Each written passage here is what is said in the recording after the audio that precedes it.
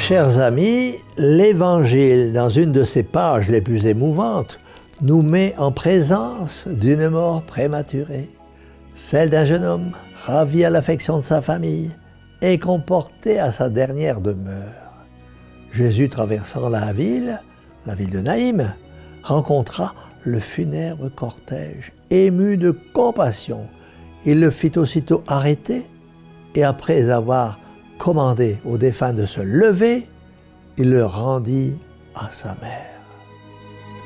De cette scène de douleur dont le spectacle réapparaît si fréquemment sous nos regards, se dégage une leçon. C'est que la mort frappe à tous les âges et qu'elle a des surprises inattendues. Puissions-nous être prêts à recevoir sa visite s'il est une pensée capable à éveiller notre vigilance. N'est-ce pas la pensée des incertitudes de la mort? La mort, redoutable messagère des volontés du ciel, nous menace sans cesse. Marchez, dit notre Seigneur, tandis que la lumière vous éclaire. Pourquoi, mes chers amis? Parce que la nuit va bientôt venir. Veillez, nous dit-il encore. Pourquoi? Parce que le juge frappe déjà à la porte. Faites fructifier les talents que le Maître vous a donnés. Pourquoi? Parce que le Maître est sur le point de vous en demander compte. Toutes ces mystérieuses paroles sont un avertissement. Nous mourrons bientôt. Que l'homme prenne sa place parmi les puissants de la terre, ou qu'il vive ignoré, méconnu, humble travailleur ou pauvre mendiant, c'est la même loi. La mort jette sur le monde entier un niveau d'égalité. Quel jour sera le dernier de notre existence, mes chers amis? Nous l'ignorons. Dieu ne s'est pas engagé à venir à un moment ou à un autre. La mort frappe l'enfant comme elle frappe la personne âgée, le juste au milieu de ses prières et le pécheur au milieu de ses abominations. Je commence un travail, peut-être ne le finirai-je pas. Nous avons vu le soleil se lever le matin et le soir nous ne serons plus là, peut-être, quand il disparaîtra à l'horizon. Quelle sera la forme de notre mort, mes amis? Personne pour nous répondre. Naturelle ou violente, tranquille ou douloureuse. Une mort qui laisse à notre esprit toute sa clarté ou une mort qui le trouble. En quel lieu mourrons-nous? Nous n'en savons pas davantage. Dans notre pauvre demeure et à côté de nos parents ou sur un sol étranger et parmi des gens inconnus. La dernière borne qui doit nous arrêter, où est-elle? Ce sont là les mystères profonds de Dieu.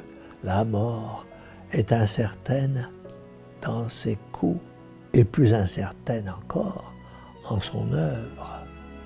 Obéissant toujours à la volonté très sainte de son Maître, elle viendra au moment où nous n'y pensons le moins.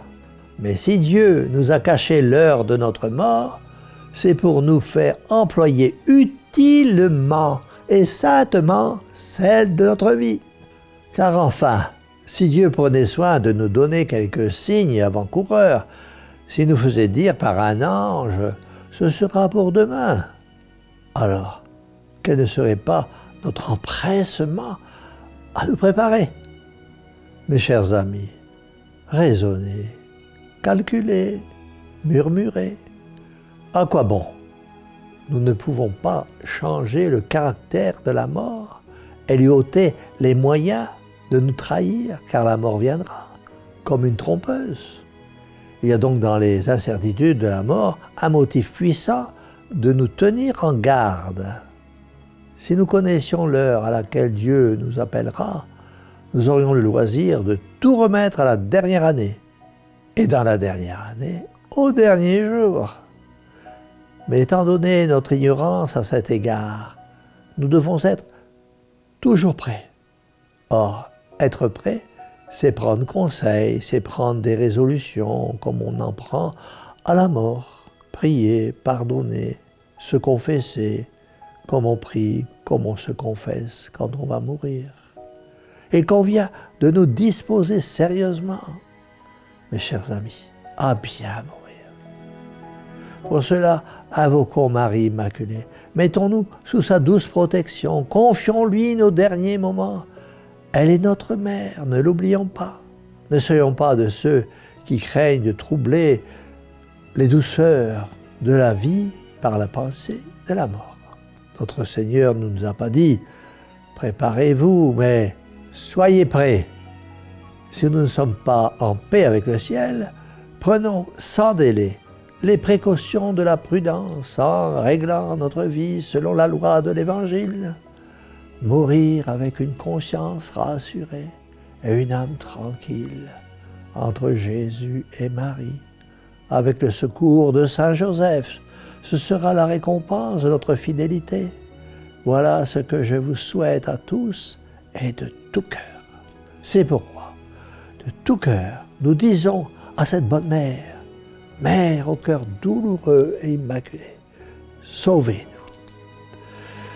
Et que la bénédiction du Dieu Tout-Puissant, Père, Fils et Saint-Esprit, descende sur vous tous et y demeure à jamais. Ainsi soit-il.